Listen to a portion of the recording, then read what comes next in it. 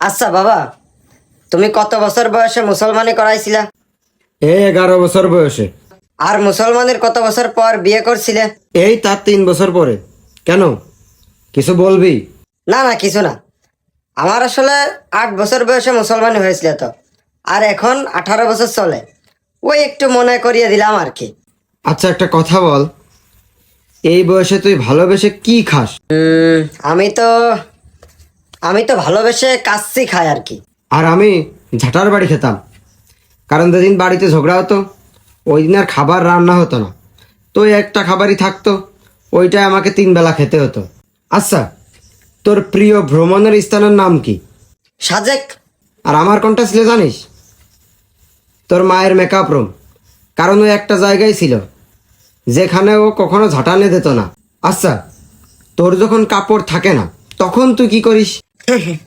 এ তো সিম্পল ব্যাপার, কাপড় কিনে আনি। আর আমার কাপড় ফুরাই গেলে কি করতে হতো জানিস? তোর মায়ের কাপড় কিনে দিতে হতো, কারণ সে পড়লে আমার পড়া হয়ে যেত। সে আমি উলঙ্গই থাকি না কেন। না, একদমই যে আমাকে কাপড় দেয়নি বিষয়টা এরকম না। একদিন খুশি হয়ে আমাকে একটি লুঙ্গি উপহার দিয়েছিল তোর মা। তা ওই দিন তো আমার কাছে খুবই খুশির দিন, মহা খুশির দিন যে সে আমাকে লুঙ্গি উপহার দিল। পরের দিন ওই লুঙ্গি দিয়েই প্লাজো বানিয়েছিল। তোর যেহেতু এতই বিয়ে করার শখ হচ্ছে, তোরও বিয়ে দিয়ে দি। তোর যেহেতু এতবার এসে বলতেছিস, তোর তো আর আটকানো যায় না। চল তাহলে বিয়ে দিয়ে দি। হ্যাট, আমি আমি আমি কখন বললাম এই কথা? আমি তো আপনার বুঝালাম যে 18 বছর বয়স, মিনিমাম 21 বছর ছাড়া ওইসব করা যাবে না।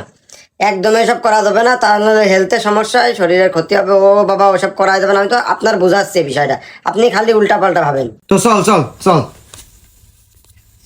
মনি, সময় থাকতে ভাগ, না হলে বিয়ের পর আবার তোর গেঞ্জিতে ব্লাউজ তৈরি হবে।